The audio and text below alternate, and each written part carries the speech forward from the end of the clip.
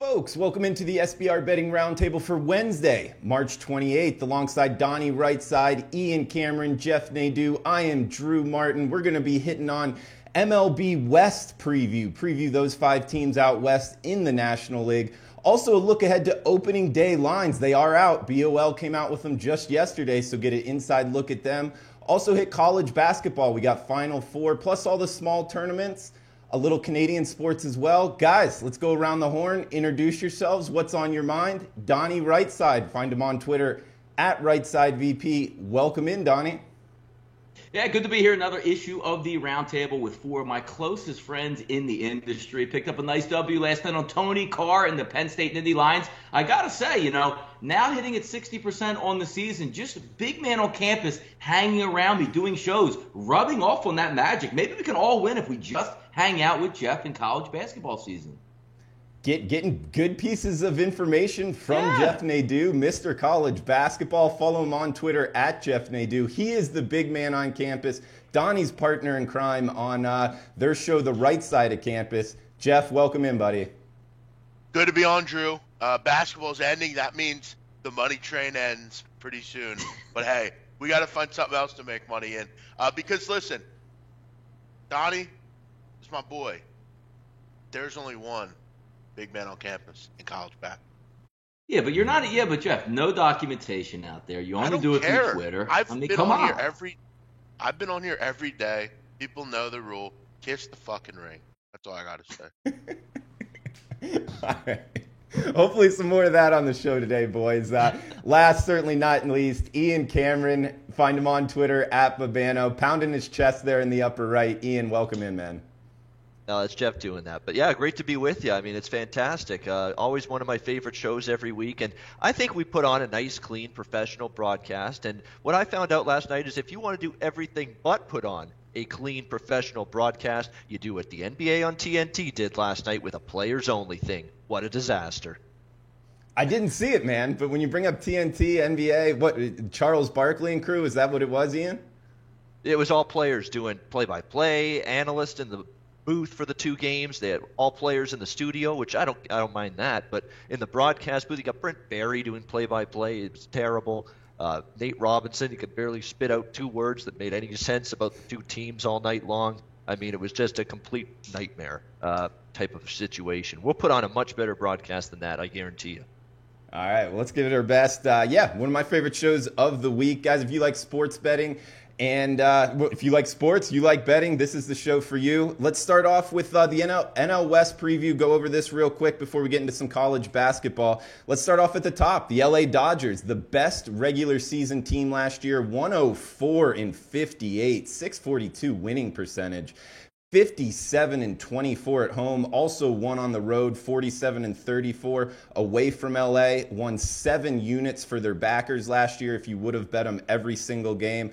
Over-under, right about even, 78-79, 5 pushes on that over-under record. Jeff, let's start off with you. How you looking to bet the Dodgers this year? I mean, they're probably going to be priced high. Would you still look to lay the wood with them? No, not particularly. I'm not looking to lay the wood with the LA Dodgers. I'm not saying I won't game to game. They were a great run line team last year, particularly at home. But listen, I mean, a lot's got to go right for them to do that again. I mean, they had a lot of things that really went their way last year. Obviously, with the rotation for a lot of the season, Rich Hill was very good. He's another year older and still has the blister issue. Look, we know Clayton Kershaw is going to be good. We know he's going to give you a ton of wins. But, you look at the rest of that rotation. What's Alex Wood's health look like? And then you look at this, this lineup. You had a lot of players that played well last year. Chris Taylor had a career year. Up until then, he had done nothing in the MLB. Puig had a pretty solid season. Will Bellinger give you the same production? Josh Turner's out, though, for an extended period of time. I just think that win total is a bit too high. I think, in this division's better, with San Francisco kind of getting better. And, you always know that Colorado and Arizona will be there. I just, again, it's not a great NL, so they're obviously very high on the list. But I don't see 90. What'd you say? 97 wins? I don't see that. That's too many. Maybe high 80s, low 90s, but I don't see mid 90s, high 90s. Okay. And yeah, Jeff touches on, Arizona and Colorado both finished 87 wins or higher. So it is an improved NL West here. Ian, do you have anything different on betting the Dodgers this year?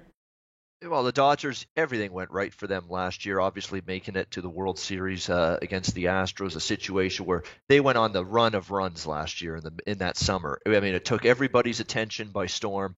The run that they went on, all the walk-off wins, all the come-from-behind wins last year that the LA Dodgers had. They had a lot of magic to them last year. They were a very good team, but a lot of it was magical, things you can't expect to replicate themselves like that to that extent here in 2018. And you're right, there are question marks behind Clayton Kershaw. Rich Hill's another year older. Wood is good when he's healthy, but, sometimes his health's a little questionable the last couple of years, especially last season. Kenta Maeda did not have a good season last year for the Dodgers. What are you going to get out of him? Hyunjin Ryu is another guy. Can he stay healthy and pitch well? Offensively, Justin Turner, huge loss and absence to begin the season. Cody Bellinger, is he going to be able to keep up what he did? I mean, his numbers were ridiculous last season, but at the same point in time, he's probably got nowhere to go but down from a hitting standpoint. I still like their bullpen a lot. Cingrani, pretty good. Stripling proved he could be a pretty good reliever. He's better reliever than a starter. Of course, one of the elite closers in Jansen. But when I look at value-laden teams coming into the baseball season, guys, Dodgers quite simply aren't on my list. Okay, so it sounds like two people already thinking the Dodgers priced a little bit too high. Are you with them, Donnie? Yeah, I mean, it's value is where value is going to be. And if you're looking to equate it to another sport, I don't know, maybe it's in the NFL. If you're looking to bet over 13 wins, everything has to go right. Can everything go right for the Dodgers? They're extremely talented. The best thing I like about the Dodgers is the ownership. Who's going to say at the trade deadline they don't pick up 2 more All-Stars or another hammer to go in the rotation or solidify that solid bullpen? The Turner injury is key, but you're looking at, Bet Online showing today at 95.5. Everything has to go right to hit in the high 90s. I would bet the under, but I think the Dodgers are the clear favorite here in the NL West. There's no question about it. They're going to be in the postseason next year. It's only a matter of how much money the Dodgers want to spend at the deadline to improve the team. Once again, if you look at the way that 1 through 8 sets up in the hitting lineup, it's great. Look at this, man. You got guys making $20 million coming off the bench like a Matt Kemp, Kike Hernandez. We saw he performed late in the season in clutch situations. The Dodgers are built to head into the playoffs. It's just a matter of how far ahead they're going to be at the end of the season. I think they win this division fairly easily, which again lends in to say if you're looking at 96 wins, if you're up 7 to 8 games with, September 18th or 19th, are you going to press that cord? Are you going to let Kershaw go out there and pitch a full 9 innings? Or are you going to say, hey, Clayton, let's extend your rest here, give you a couple extra days off, give a minor league pitcher a start up there? Give me the under on the Dodgers, but they're winning this division. All right, good stuff, guys. All in agreement here on the Dodgers maybe being priced a little bit too high. The team that finished second here, Arizona Diamondbacks, 93-69 last year, 52-29 at home. They did play well there. They had the humidifier issue. Are they having it this year? Are they not? 41-40 on the road. Up 16 units last year for their backers. Also an under trender, 73-81 towards the under. Ian, let's start off with you, man. How you looking to bet the D-backs this year? Well, yeah, the Chase Field humidor situation is going to be a fascinating one to monitor. We all know that. It's an attempt to try to not make it as easy to hit home runs in that ballpark, maybe lower the scoring a little bit, see how exactly that impacts totals when it comes to Arizona games at Chase Field. Going to be interesting to see. There's a lot of question marks here with this team starting pitching-wise. Again, Zach Greinke's probably a guy you're going to be able to count on, and Ray, to me, is a guy that really stepped up last year big time for the most part and had a really good season for the Diamondbacks. A lot of upside, swing and miss stuff from Robbie Ray. He was terrific. Then you got the question marks. You got Patrick Corbin, who was thought to be maybe the ace of the Diamondbacks 4 or 5 years ago when he came into the organization. Now you're just wondering if he can put together a solid season where A, he stays healthy, and B, he pitches to the level of play that I think people expected from him. Godley was serviceable at times last year. I got nothing really bad to say. He's still got to get a little more consistency, and same with Taijuan Walker. He's a guy that, again, with a lot of upside when Seattle drafted him, but hasn't always lived up to that. The lineup-wise, pretty solid lineup. Having A.J. Pollock, certainly, if he can stay healthy, he's big. Steven Souza Jr. is going to strike out a lot, but he can also hit home runs, so they get him in the offseason from the Tampa Bay Rays. Goldschmidt, of course, tremendous hitter, so they're going to be able to hit. A bullpen still a little bit spotty. I'm not sure I'm a big Archie Bradley as my closer guy. A couple of these arms, not exactly ones I would trust. Boxberger's hit or miss for me. Boxberger's the closer now.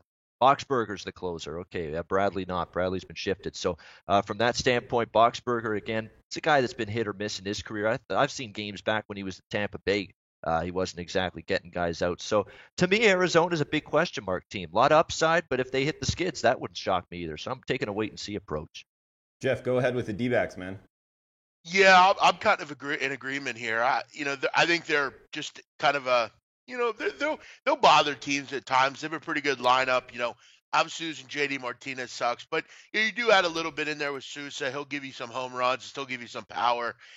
Look, A.J. Pollock needs to stay healthy. That's been a problem for him and this team in his whole career. He's never been able to give you a full season. I don't think he's given them a full season this in his career. I don't hate their lineup at all. I think that'll be fine. It's really going to be the rotation. Can you get the continued high performances out of Robbie Ray? I mean, he was fantastic at times last year. I don't hate this pitcher rotation either. I think the bullpen will be a bit of a problem. When you're, like what he had said, when your closer's Brad Boxberger, that's a bit of a concern. You lose Fernando Rodney, who was a pretty good linchpin back there for them. Can Archie Bradley be a good, setup guy?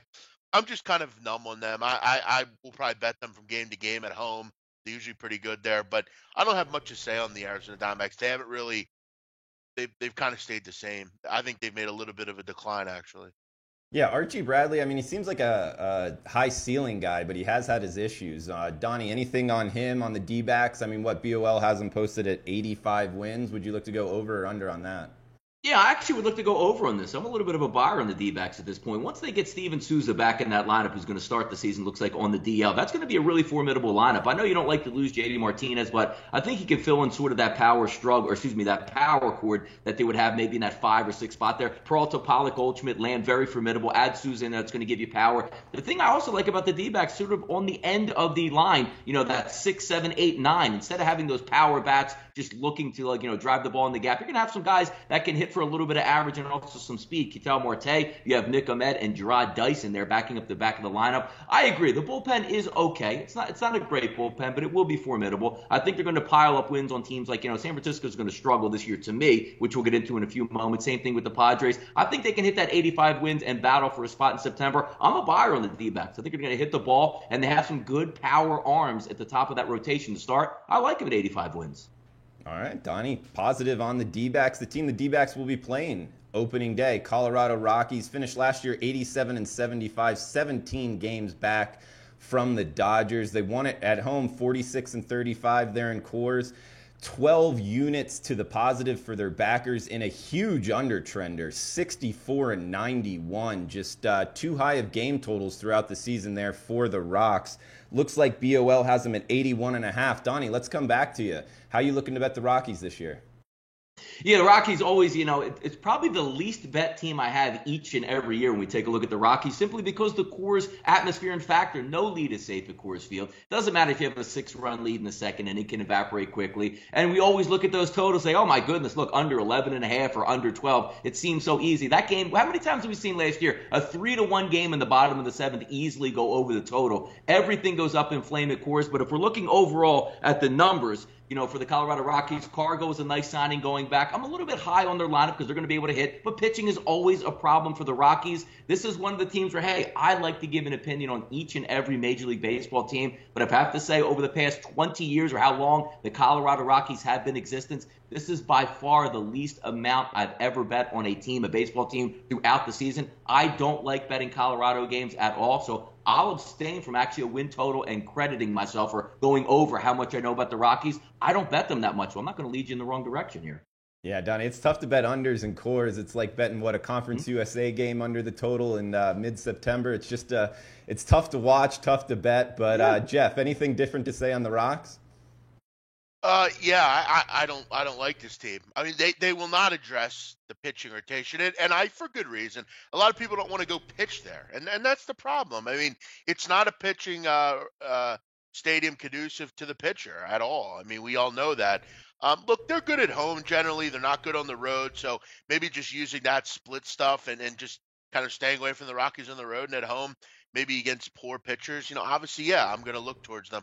They have a good lineup. I mean, no one will ever dispute that. From 1 to 9, they're very good.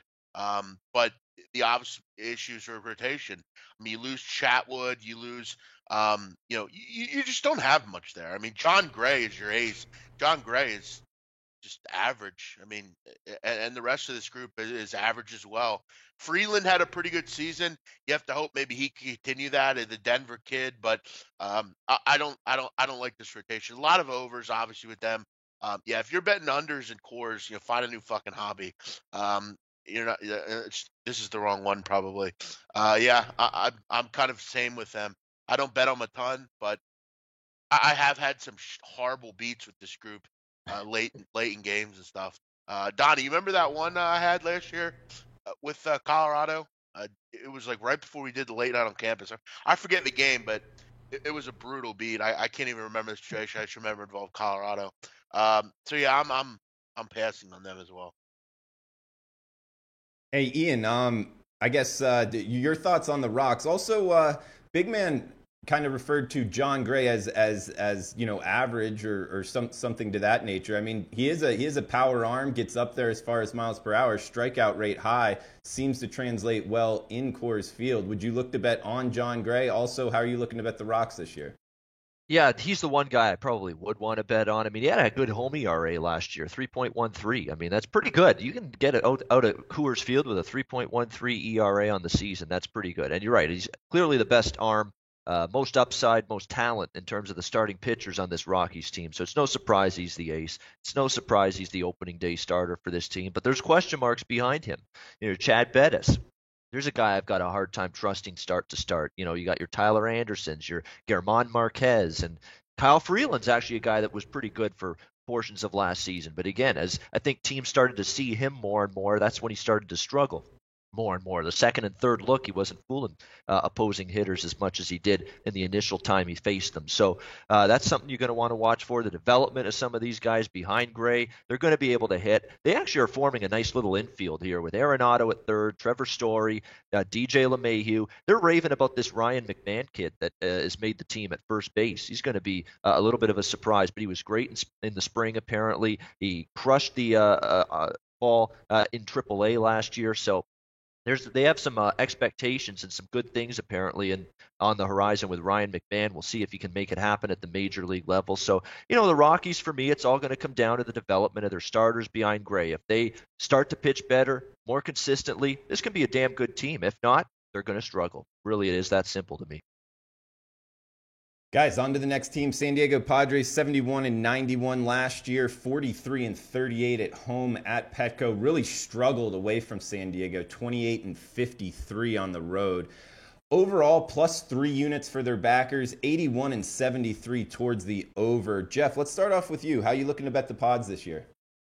Yeah, it might come to a surprise to some, but I actually like the Padres. I think they're a team that will be a big thorn in a lot of team sides this year. I think their lineup's pretty good. I mean, I like obviously the addition of Eric Hosmer. You bring Chase Headley back, who, look, had struggles in New York. I hated him here. I couldn't stand him. But send him back to San Diego. He's back there. Maybe at third he has a new lease on life. They bring in Donnie's boy Freddie Galvis, who is still a pretty solid shortstop. I think overall the lineup's good with Myers and Margot and those kind of guys. I think their bullpen's pretty solid as well with Brad Hand and that group. Obviously, the big concern is their rotation. I mean, there's not a ton there. Can you continue to get decent performances out of Perdomo and Lamet and Clayton Richard? I talked to a guy early, I think last week, on one of my shows. He said he thinks that the Padres can make the playoffs. I think that's a bit of a stretch, but I do like this team. I think they'll be a thorn in a lot of team sides. They're not the old Padre team that is going to hit 200 all season and scored 3 runs a game. I think they've improved significantly. again, the rotation's not great, but there are a lot of young arms there that you'd hope can develop. Maybe they can, surprise, let's say. They're not a team that you're just going to want to fade every game like you used to be. I kind of like this team. Yeah, and only priced at 72 wins. It might be a buy Yes, on very there low. in Petco at least. But Ian, anything different to say on the Pods?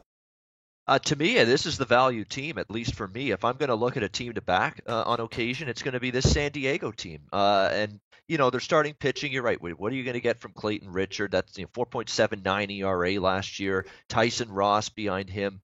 Brian Mitchell coming over from the Yankees. You've got Danielson Lamet, who's actually got some upside, but again, he had consistency problems. Same with Perdomo. He started out strong last year, kind of tailed off late in the season. They're going to be able to hit, though. This is a really, really good lineup, in my opinion, much improved. Will Myers had a good season hitting. Margot Shoji could crush the ball last year. Perella in left. Hosmer, the big addition in the offseason from the Kansas City Royals. Freddie Galvis, former Philly, as big man mentioned. So this is going to be a team be able to hit. And if they win in the 70s in terms of games this season, they can still be a profitable team in terms of plus units on the season because they're going to be catching some healthy prices in a lot of their games. So they don't have to be an 82-win team or more to be a profitable ROI team this season in MLB. So, yeah, I do see a little bit of a buy sign on San Diego. More than that, I'm going to look over the total in these San Diego games. So you're always going to get a little discount on totals at Petco Park. It's always been that way. You're going to get those 7.5s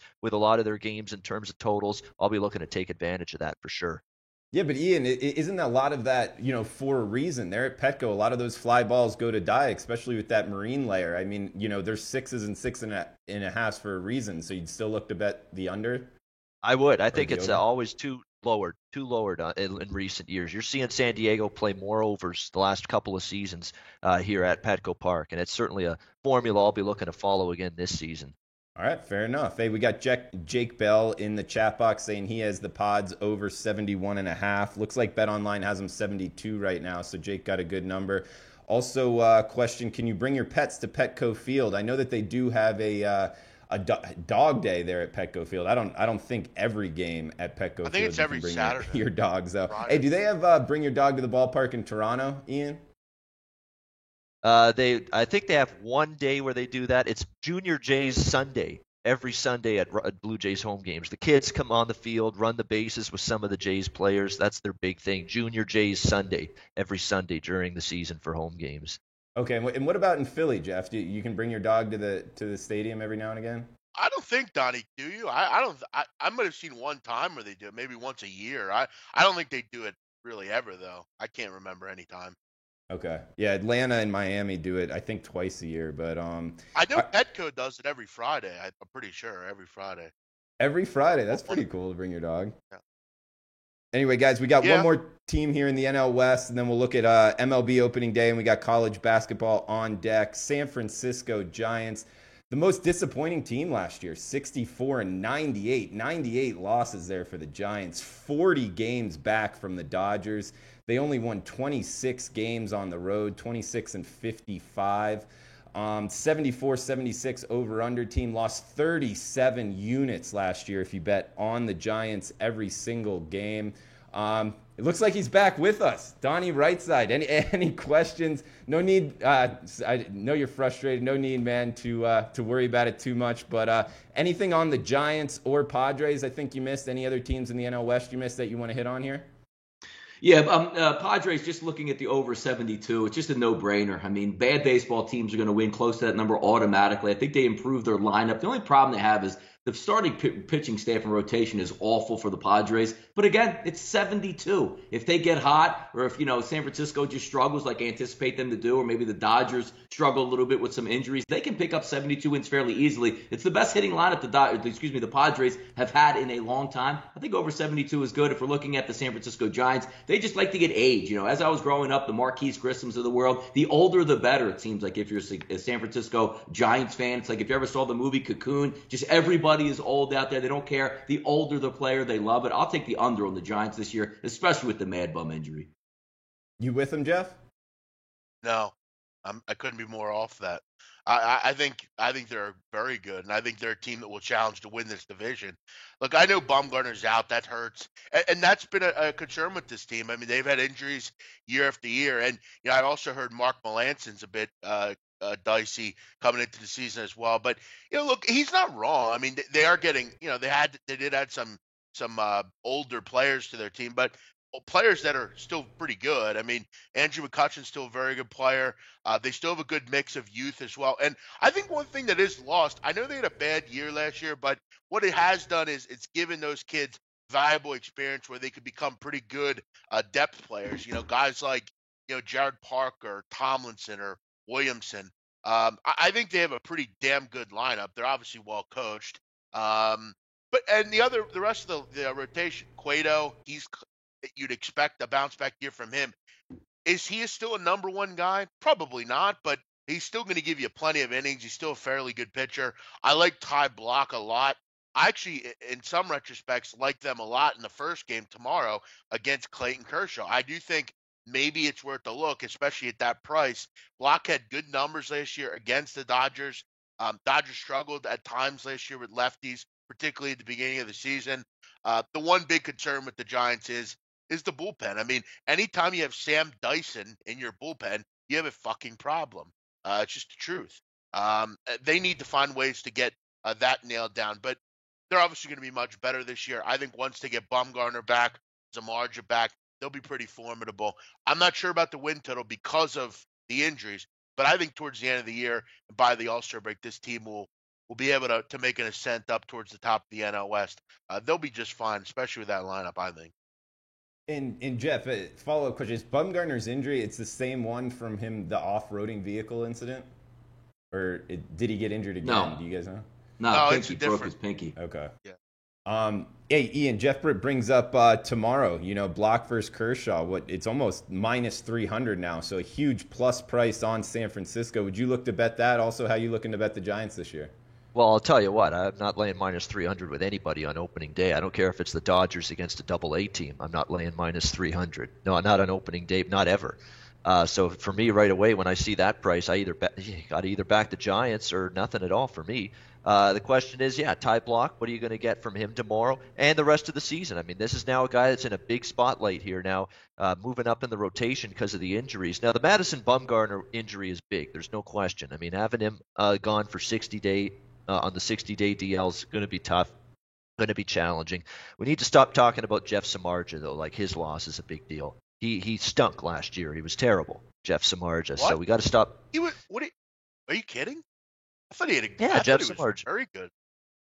Well, what's good wrong? for Jeff? What's good? No, what's good about Jeff Samardzija's numbers last 4.42 ERA? What's good about that? 9-15 win-loss record. It's not good. I thought at times he was fantastic last year for him. No, he's not. I mean, maybe I think Jeff was watching like the Giants 4 years ago. The Giants were the worst team in baseball this year, all the way around. And he was a big problem. He was a big part of it. We're not talking about the Giants. We're talking about one pitcher, Donnie. I mean, listen in. I mean, he goes into it though. You know what I mean? Like.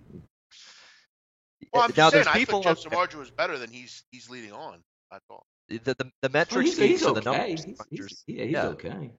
The numbers crunchers are going to say that Jeff Samardzija was a little unlucky. His strikeout rate was better than his ERA showed last year, and all that nonsense, which I really think is overrated. You got to get outs. You got to keep the ERA down. You got to keep runs off the board. That's what it comes down to at the end of the day, and he didn't do a good enough job of that. But I think the Giants can survive without them. Really, with the Giants' healthy rotation, Bumgarner there, I was really high on this team. Now I'm going to have to see if they have that mental fortitude to overcome it, get off to a good start here early on. But Giants are going to be an interesting team to monitor. For me, it's a team that I was very high on initially. We'll see if the Bumgarner thing sets them back a bit, but I like the lineup.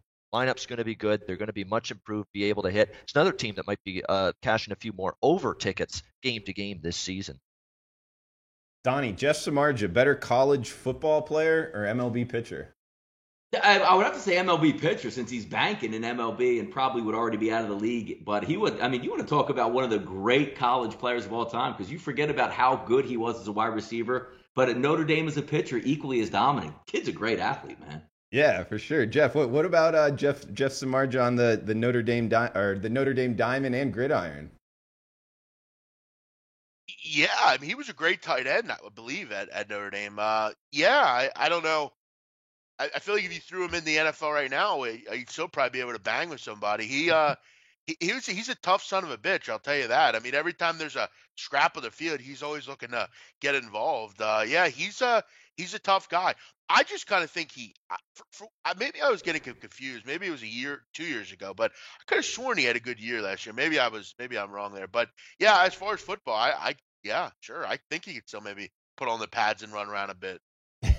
Ian, you think Jeff Samardzija can make an NFL roster tomorrow? No. Yeah. All right, guys. Hey, let's get into the MLB opening day lines. What's tickling your fancy? Anything catching your eye? We had BOL come out, I think led the market, and now also UWager sports betting out. Looking at the SBR odds screen right now, a lot of high price favorites. Some even money teams. It looks like Colorado, Arizona just about pick 'em with Gray on the hill for Colorado. But Jeff, let's start off with you, man. Anything catching your eye tomorrow's opening day? Yeah, I think like I said, with the San Francisco Giants, maybe taking a flyer on them. I mean, they're getting obviously a big price. There. I think the obvious one that would jump out for a lot of people will be the under in the Mets St. Louis game. Two big time starters on the mound, two teams that have struggled in years past. Maybe kind of a sleepy atmosphere early on. One of the first games out of the shoot here. I think a lot of people will lay the run line with the Chicago Cubs. I mean, we all know the Marlins are pretty poor, but I think the best play to me, and Donnie might agree here, I'm kind of high on the Phillies, man. I mean, Teheran was horrendous last year in that stadium. I'm pretty high overall on the Phillies. Maybe looking towards them, but we all know that you got to tread lightly with early on baseball. Yeah. Maybe the Baltimore Orioles. I'm always a fan of them at home in Camden Yards, but what are you going to get out of Dylan Bundy? There's obviously a lot of options here. It's nice to see baseball on the horizon here. Yeah, the eve of opening day should be an American holiday. Let's go to the Canadian though. You got a team right around you in the Blue Jays. You looking to bet on the Blue Jays, Ian, or what's catching your eye opening day wise? Well, you're already seeing the Yankee tax in effect. I mean, everybody knows that this team has got all kinds of hype and circumstance and just a lot of expectations surrounding them, and you're already seeing them laying a hefty number on the road in their opener tomorrow against Jay Happ and the Jays. Toronto's one of those teams, though, I'm not exactly in love with going into the season. So it's not a situation where I'll be involved probably in that game. Big Man makes a good point about the Phillies. I mean, Phillies side and Phillies overs are things I'll be looking to bet game to game this season if the situation makes sense. They're going to be a much improved lineup. They're going to be a good baseball team, much improved. So Phillies from a side perspective, Phillies overs, game to game things I'll be looking at for sure there. Let's see what else here. Oh, here's a total absolutely is on my radar, and I'll be looking at it for sure. We're going to look at this Brewers Padres over on opening day on Thursday. Anderson against Richard. Both of those teams are going to hit this season. Very good lineups. Padres at Petco Park, as I said, you're going to get a reasonable total to work with there. Absolutely interested in an over in that game. Yeah, we have Jake Bell asking, do the Phillies guys like the Phillies this year? So, Donnie, if you want to answer that. Also, Jake and anybody else out there, we've pretty much been previewing every division in MLB the last 7 weeks. So we did hit on every team. So the NL East is in there. But, Donnie, any quick thoughts on the Phillies? And also, what's catching your eye opening day-wise? If we take a look at the Phillies, it's going to be better than last year's, no question about it. But we've all been gamblers for a long time. How do we always treat those trendy upstart teams that everybody likes to start the season? Yep. The Phillies are my favorite team. Obviously, I live in Philadelphia. I will root for them. But I always throw caution out there because you're looking at Jake Arrieta. He's going to get left behind in spring training, came on late, hasn't looked that good yet. Do I think he's going to rebound? Absolutely. Aaron Nola's at the top of the rotation. He's good. But there's a lot of still young pitchers ready to fill into the roles. Their bullpen okay? Yes, it is. Should their lineup hit? Yes. but you're still in a division where you're going to be playing some power arms. It's not the easiest thing in the world to do, hit against the Washington Nationals staff and also the New York Mets staff that you're going to see a ton this season. So I throw a little bit of caution out there, but I do like them. But looking tomorrow, it's opening day. What better day to go out and fade the big numbers out there? I'm not saying, hey, let's just go out and throw some money into the wind and bet against Clayton Kershaw. But if you match up tomorrow two big dogs, you're more than likely going to go 1-1 for plus money. It's hard to get, it's probably 50-degree weather in some spots out there. Guys aren't going to go 6-7 innings like they usually do. People don't settle into their roles yet. They're excited it's opening day. Upsets are going to happen. Match up two nice dogs tomorrow. You can't hurt yourself. I like Good that point. philosophy. Get some plus points in your pocket. Absolutely. Guys, that great MLB segment. We got CBB coming up. Let's go 60 seconds to Ian Cameron. Anything NHL, maybe CFL offseason? Go for it, man. He's Canadian, and I know he's on the Phillies roster, and that's Nick Pivetta. I hope he does well with them, but we're still waiting on that. It's been erratic from him, to say the least. Let's put it that way. But hopefully he does some good things there. Speaking of Canadian stuff, and now turning to Canadian stuff, NHL, things are getting really interesting. I mean, the playoffs are a week and a half away. We've got a tremendous 4-team race for 3 spots in the Western Conference right now. That's going to go right down to the wire with LA, St. Louis, Colorado, and Anaheim battling it out for the last spots in the West. Neck and neck. It's going to go right down to the last day. That's going to be an exciting race to watch. We've got a pretty good 2-team race going on for the final spot in the East as well. New Jersey and Florida battling for that spot. A huge game tonight for the Florida Panthers against the Toronto Maple Leafs, with Florida needing every win they can get. Toronto sort of going through the motions. They lost to the Buffalo Sabres as a massive favorite the other night. Kind of leaned to Florida as an underdog there. Playing good hockey, dominated the Islanders the other night. Might come right back to them tonight. Look at them as an underdog. Might look at the Rangers and Capitals to go over the total. The Rangers are an over machine right now. Maybe a little slight flyer with Arizona, too. The Coyotes against Vegas catching plus 220. They cashed as an underdog in this price range against Tampa the other night. Vegas, the first game after clinching a playoff spot in their very first year as an NHL franchise. Maybe a small letdown for the Golden Knights tonight. So things I'm looking at in the NHL card tonight right there.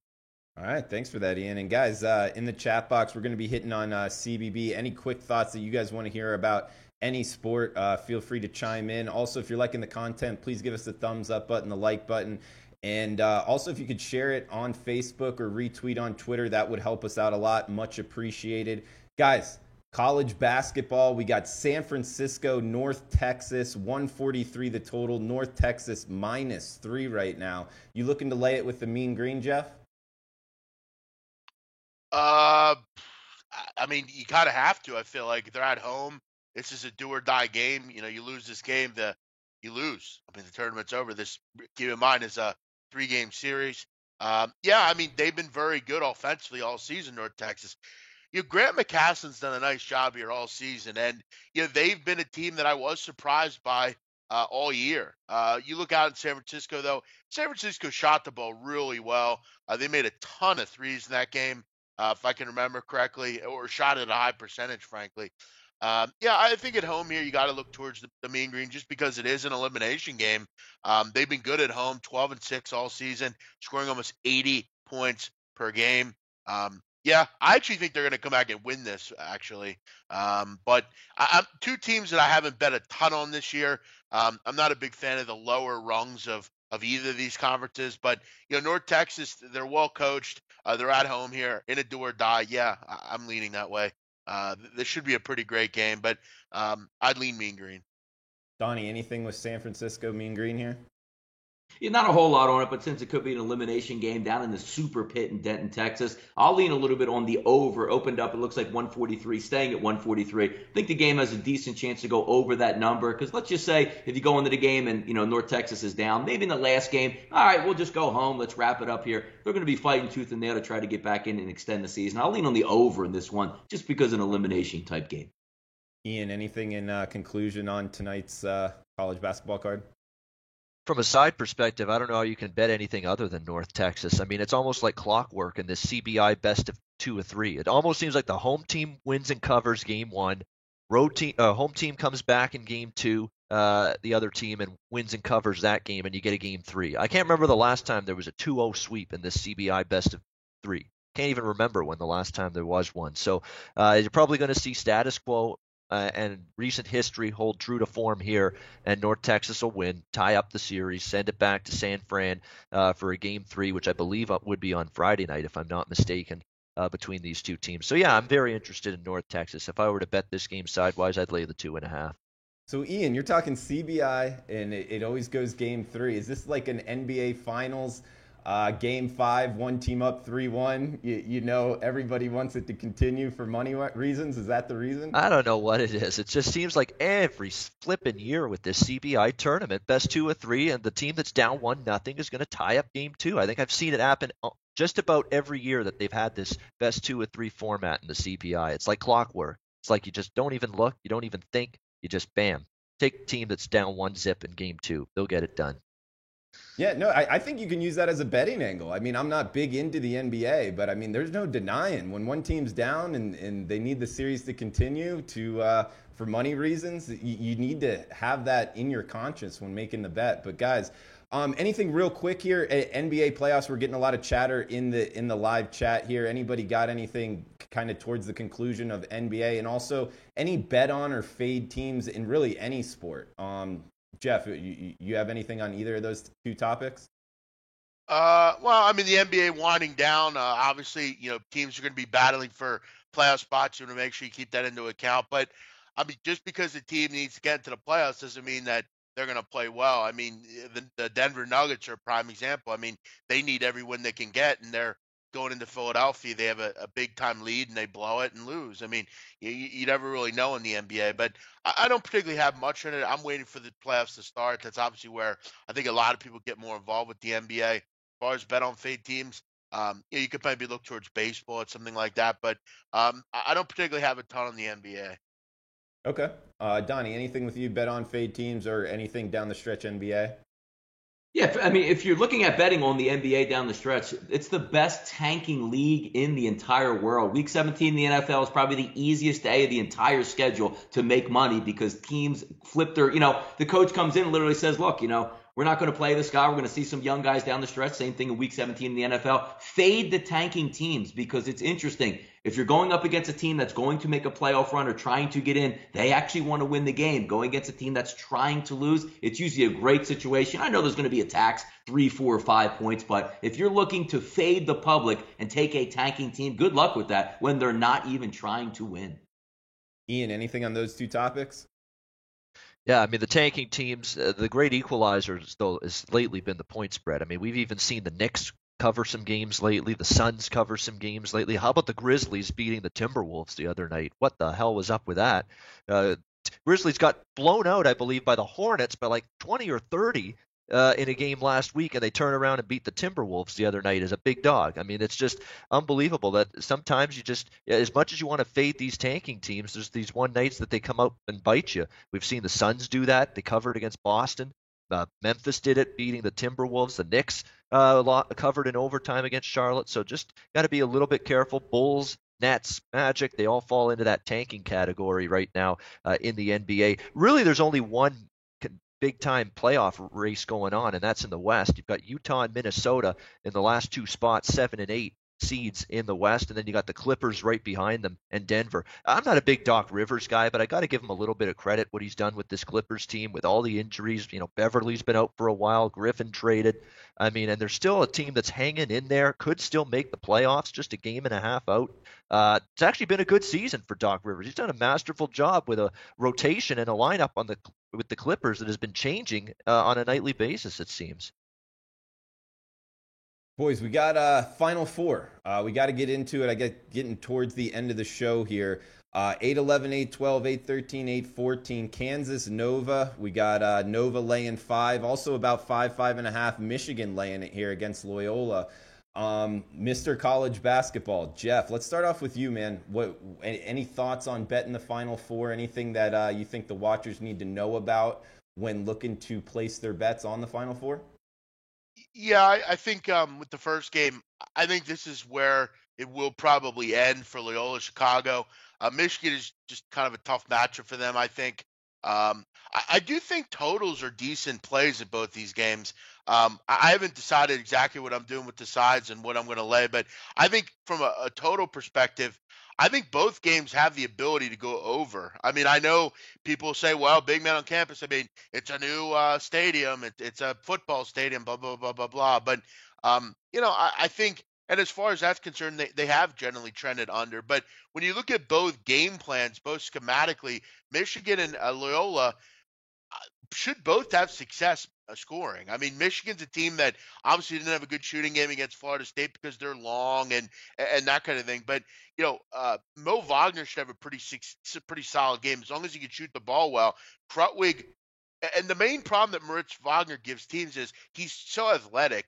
Most bigs won't go out and guard him on the perimeter. They just don't have the mobility to do it. I think on the other end, Krutwig should have a pretty solid game. You're always going to have a pretty good game if you're a big against Michigan. Look at Texas A&M. They had a horrible game overall, but we're still able to score the basketball on the block with some of those bigs. The good thing about Loyola is they have other options as well. The concern I have for Custer is Xavier Simpson is an elite defender, and that's going to be a big concern for them in this game and why I ultimately think they will lose. He's an elite defender. Their offense goes through Custer, and I think they'll hit the 60-point mark, but the problem is I think Michigan's going to be closer to 70. As far as the other game, I mean, it screams offense to me. I mean, it just screams offense. I mean, where's the defense played in this game? Both these teams, 87 and 81 points a game. They're the fifth and first offensive efficiency teams in the country. They both shoot the three at over 40%. The efficiency is just there. I mean, tempo's there. The only thing that will keep this low will obviously be the peripherals inside the stadium. But on paper, I have a hard time thinking. I mean, I know that the other game went to overtime, that Kansas Duke game, but I mean, this is even more firepower offensively. I think we see a high score here. I think this game, at least one team will get into the 80s, and at 155, I just think that's a bit too low. So yeah, you bring up location. It's in San Antonio. It's in the Alamo Dome, right? Yes. Okay, so football stadium like you mentioned. They got the Alamo Bowl there. Also, UTSA plays there. I'm not sure if any other teams make that their home, but Donnie, the WNBA team does as well. They do play basketball there. Okay. The Spurs obviously used to be there, and I think UTSA basketball. I think they have their own stadium, but they do play WNBA there. Okay, so yeah, the WNBA, the home of the Roadrunners. Donnie, do you factor that into your handicap totals wise and side wise, and how you looking to bet the Final Four overall, man? Yeah, I mean, when you look at the first game, Loyola, Chicago, and Michigan, you're seeing right now numbers pop up around 5.5. It's so hard to bet against Loyola, even though they actually are outmanned and outclassed in this game all the way around. But the fact that they never turn the ball over, they always get a good look. 6 points is basically like a double-digit win if you can put them away. You try to take the bias out of the previous games because each game is, in effectively, a new season the way you're trying to break it down and look at it. Should Michigan win this game? Absolutely, they should. But if you're watching the way Loyola played from opening jump of the season all the way through, this team is built for this. They're not going to turn it over. They're going to hit the appropriate shots. 4, 3, 2 on the shot clock. They're going to get the open look. I love the way they play. It's going to be hard pressed for me to lay any number above 5.5 to go against Loyola, even though I do think Michigan wins. The second game, Jeff's right. The tempo is there. Everything is there for this game to have it over. The only problem is the arena and the environment that they're going to be playing in. Sometimes in that first game, you might see a slow start over the first 7 to 8 minutes. That can kill an over, which is going to sit around 155 right off the bat. If you watch the Duke versus Kansas game, initially my thoughts on that game were to take under. Actually going with the over, was saved by overtime. But the pace was fantastic in this game. And one thing that you're going to look forward to a factor, if you looked at that Duke-Kansas game, Duke plays a zone. Villanova's not going to play a zone. The guards are going to dominate in this game, which is exactly what you need to take an overplay. If this game, Jeff, was played in the Wells Fargo Center here in Philadelphia, over 155 all day. But you're right. You have to factor in the shooting angles of playing in a massive gym like they're going to be playing in. I still would lean a little bit towards the over as long as they can come out and be comfortable and hit their shots early. Yeah, good point. Shooting angles, all that factors in. Ian, do you know anything about when the teams got there, to how many shoot-arounds they get in this stadium to get used to the shooting angles, and also how you looking to bet the Final Four overall? Yeah, I mean, in years past, they've usually arrived on like a Tuesday or Wednesday at the venues, and then usually they get a couple of days to get involved and get a practice in. So they should have a little bit of an opening there to experience what the court and the sight lines are going to look like for these two games. I'm with my compadres Villanova here and saying that. Villanova Yeah, go leaves ahead, today, Dave. by the way. Leaves today? Okay, so that's what's today? I said Tuesday or Wednesday. Okay, today's Wednesday. Yeah, yeah, that's kind of when I expected Tuesday or Wednesday arrival for most of these teams. But I'm with my compadres here saying I think over's probably going to be worth a look in the Villanova game as long as you get a sense that, hey, maybe these teams are going to be able to get used to their surroundings and where they're going to be playing. Because you're right, pace is going to be good. These are elite offensive teams, both of them, with great guard play that has played tremendously throughout the tournament for them. We saw what Malik Newman did in overtime against Duke, took this Kansas team on his back. Willed them to that victory, was fantastic. I was impressed with the way Kansas played offensively against that Duke zone. They attacked it. They pushed the ball in transition, which they had to do before that zone gets set up. They had their big standing at the free throw line there, that little soft spot in the zone where you could make a nice little mid-range Jimmy. That was there for them all day, Kansas, and they took it and they took advantage of it. So good on them for that. It was good coaching by self-coached circles around Coach K. In that game. There's no argument there. Good win for Kansas, but you're not going to see me betting against Villanova. Not even maybe right now. They've been the superior, consistent, best team in this tournament so far, but I am interested in that over. Same thing with Loyola Chicago, Michigan. I'm reluctant to lay 5.5. This could be the end of the road for the Ramblers and Sister Jean. I understand that. Michigan so well coached. I like Beeline with time to prepare. I was able to cash in with that with the Texas A&M game. But this Loyola Chicago team, their ball movement, their defense, the chemistry they've got on this team, I'm not selling them short one little bit here. And you talk about teams that maybe are just happy to be in the Final Four. That might not be the case with Loyola. I mean, these are kids that, they're not going to be partying this week. They're going to be focused on the task at hand here, taking on this Michigan team. So I'm with Donnie in saying that Michigan may win, but I'm a little reluctant to lay points. All right, good stuff, guys. Hey, we're up against it time-wise. We got the Degenerate Special and Best Bets, but just real quick on the Degenerate Special, anybody got anything in this Sam Houston State Northern Colorado game? We're going Northern Colorado back-to-back Degenerate Specials. Anybody got a good betting angle in the game? Just open it up to all of you. Yeah, I think this is an interesting game because Sam Houston is a team that, I mean, they're in the Southland. They don't play in elevation ever. Greeley, Colorado is very high. I mean, I think it's like 5,000 feet above sea level. That's a bit of a concern, particularly in the second half of this game. I think I think Northern Colorado obviously will have a big advantage in this game with that elevation angle, with the fact that Sam Houston really doesn't do anything that will confine and think that they will stop anyone in this game. I also think that they're just a better overall team. Jeff Linder's done a great job. They should be able to score at will against Sam Houston just because Sam Houston, like I said, they're not conducive defensively to what Northern Colorado is going to do. I don't think Northern Colorado, though, can defend Sam Houston, frankly, either. I think the game will get into the 150s. I would probably look over the total. But I also like Northern Colorado as well. I don't think it's a terrible game, frankly. There should be plenty of offense in this game. All right, so Jeff liking the over. Also Northern Colorado, maybe a little bit. Ian, do you have anything on this Degenerate Special real quick? Well, I'm starting to look at the way they've played here in this tournament, Northern Colorado. Just looking at this game, I had to come up with something. We all have to give picks after all for the Degenerate Special. And the thing I'm looking at is a Northern Colorado team that scored 86 and 81 points in their first two games in this tournament. Very good offensively, not great defensively, and didn't exactly face a great offensive team the last game against San Diego, and still gave up 75 points in this game. So I think the side. I was kind of leaning with Northern Colorado, but I don't really want to lay 10.5 in a tournament game, even though it's going to be a little bit of a challenge elevation-wise, travel-wise for Sam Houston State. I'll go over 150, make that my official lean and pick here with this one. All right, I'll follow the both of you and actually no, I'm going to go with Jeff. Just Jeff's lean there. I'm going Northern Colorado minus 10.5. Yeah, Drew, I want to make it clear. I like the over more than the side. I think the over is the best. The over might be out of these three games the best play on the board. I mean, I think, quickly the other game, I think the unders are to look there. But in this game, I like over 150. All right, that's how easy I was persuaded. I'm going over Northern Colorado in the Degenerate Special. Donnie, I saw you shaking your head, but anything on this? Yeah, no, I'm on fire with Northern Colorado winning with them last week on the show. I'm going to stick to it. Ride the hot hand. 10.5 looks so short in this game. Northern Colorado by 15 plus here. All right, guys. And last, certainly not least, I thought Jeff was talking. Yeah, certainly not least. Best bets hitting over 60% year to date. Guys doing a great job. Let's keep it going. Let's start off with Ian. Find him on Twitter at Babano. His work at sportsmemo.com. Ian Cameron, a winner last week. What do you got this week from Best Bets, man? Yeah, I mean, we got 3 basketball games and 4 hockey games for me to pick from. So take my picks. It's not a huge slate. You can go on tomorrow's card too. Tomorrow, Friday. That's true. Card. That's true. That's interesting there. We'll take a brief look there.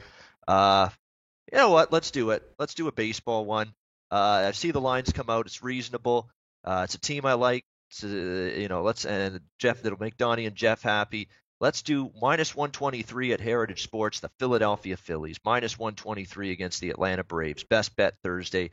Nola's a bet on pitcher for me all the way to start the season. Tehran pitched really good in the spring. I understand that, but at home last year, it was not a pretty picture for him. Let's go with the Phillies -123. Best bet. All right, going with MLB opening day, Philly -123. Donnie, let's go to you with best bets. Had a winner last week. Follow him on Twitter at RightSideVP. His work at DonnieRightside.com. Donnie, what do you got for best bets this week, man?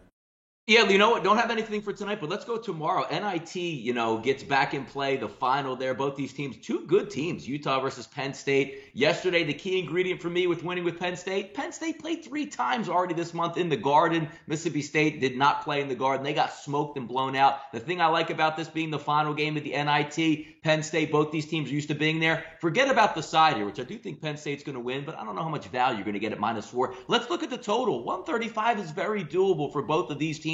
It's the last game of the season. They'll play loose. They're excited to be here. Both teams know the optics and the arena. They should have a good game flow. And again, it's 135, folks. We're not looking at 160 points. Let's go over the total at BetOnline right now at 135. Penn State and Utah tomorrow, NIT final. All right, just quickly, I want to jump in on that. Just quickly on that, there's some line movement early on that. Penn State opened -3. It's up to -4. It's again, what did you see last theory in a full effect? People saw Penn State blow the doors off Mississippi State last night, and now they're flocking to betting them here, pushing this line up -3 up to -4 now on the Nittany Lions, getting some early money there. All right, I'm going to go with my best bet on tomorrow's card, opening day, Chicago Cubs, Miami Marlins. We got Leicester versus Urena. And I'm actually going to go a little contrarian here. The Miami Marlins +1.5, +110 at BetOnline. So I'm taking the run line in the Marlins +1.5 there with the home team. Going against Leicester in Chicago, I know it's probably going to be less percentage of the tickets, but get that extra 1.5 in your pocket. And a plus price with the Marlins on opening day at home with a young up-and-coming pitcher. Jeff, last not least, follow him on Twitter at Jeff Nadeau. He is the big man on campus. What do you got for us? Conclusion, best bets, man. Now, I know we're short on time, but I do need to discuss 20 years from now, there'll be an older big man on campus, hopefully a much healthier big man, and hopefully a guy that is able to enjoy his life. And where he plans on retiring is the beautiful coast of Italy, a beautiful place called Bari. It's on the Adriatic Sea, a beautiful seaport town filled with Italian rustic culture and beauty. And that's where I go for my play of the day. And that's where I do plan to retire someday in southern Italy. Just a beautiful array of cuisines and pasta. Should be fantastic, but I will go there for my play of the day. Serie B. Serie B is the second level of Italian league football, and this team has been good to me. I took them on Saturday against Brescia. They won 3-0. I'm going to go right back to them. Guys, 3 teams get promoted to Serie A. Bari is in 4th right now. Need to keep winning games. Very important. They're facing a team named Ascoli. Ascoli is in the bottom 3. While many will argue, well, big man, they could probably try to get out of relegation and they'll beat Bari. I don't know about that. Bari's a pretty good side. They're playing well. They've been a good road side all season. I've had a lot of luck with the Serie B. I'm going to go with Bari in the Serie B +145 as I root on my future home side, Bari, Serie B. All right, Jeff, I do this to you every week, man. Well, first I want to start off. Did you have any writing or like poetry in your background? Man, you were explaining where you wanted to retire, beauty, weather, Southern Italy, very nicely. No, I've not, but that's really just my ability of storytelling and fine vocabulary skills. By the way, yes, no, I've not had no training. No. It's a hell of a God-given skill there. But do you mind Get the spelling Bari violins for out. us Get and those where we can violins find out. it on the betting card? Bari is very simple. Bari. Bari. You can find it in Italy, Serie B, the second level. Second level Italian League football. He's taken Bari, and what was the price on that? Plus 145. Plus 145. Nice plus price there. So we got Jeff Bari plus 145. Donnie, tomorrow's Penn State, Utah over 135. We got Ian on Philly minus 123. And I'm on the Miami Marlins plus 1.5, plus 110 tomorrow's opening day. Guys, anything else in conclusion before we wrap this up? Yeah, one quick thing here. Jeff's story was great. I do root him on. I hope he retires to Italy. But if you read everything on the internet, which we know the internet is true, Jeff is on the no-fly zone. He can't get a passport. There's no way in hell he makes it to Italy. So, oh well. You got 20 years to get off that list, Jeff. Yeah, I just want to make this very clear. I'm not on any no-fly list. I'm not on any no-fly list. All you little fuckheads out there spreading rumors. Go fuck yourself. How about that? It's the fucking ring, you fucking punks. You know what? A retirement to Italy for big man would fit like a hand in glove, because when I first met him and talked to him for the first time, I actually kind of thought he might be Italian. So there you go. Yeah. Nothing better, Ian, than the Amalfi Coast in Italy. What could you want? Beautiful Italian women, great food, a rustic atmosphere for any retiree anywhere. Yeah. Great way to end it, boys. Best of luck this week. Thanks for tuning in, and we'll see you next week, same time, same place. See you guys.